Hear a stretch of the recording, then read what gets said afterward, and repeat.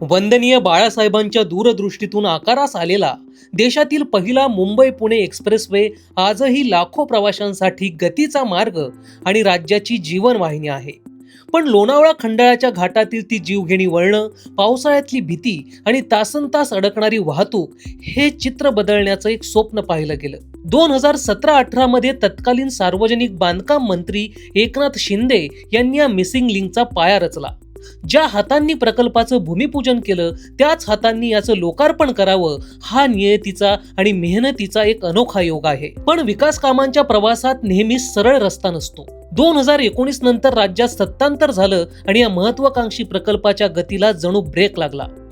जे स्वप्न विक्रमी वेळेत पूर्ण व्हायला हवं होतं ते राजकीय अनास्थेचं बळी ठरू पाहत होतं. पण जून 2022 मध्ये सत्तेची सूत्र मुख्यमंत्री म्हणून एकनाथ शिंदे साहेबांच्या हाती आली आणि प्रकल्पाला जणू नवचैतन्य मिळालं. त्यांनी केवळ आदेश दिले नाहीत तर स्वतः फील्डवर उतरले.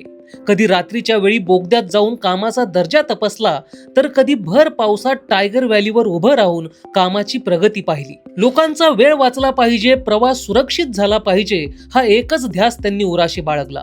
सर्व अडथळे दूर करून प्रकल्पाला पुन्हा धावत्या रुळावर आणलं.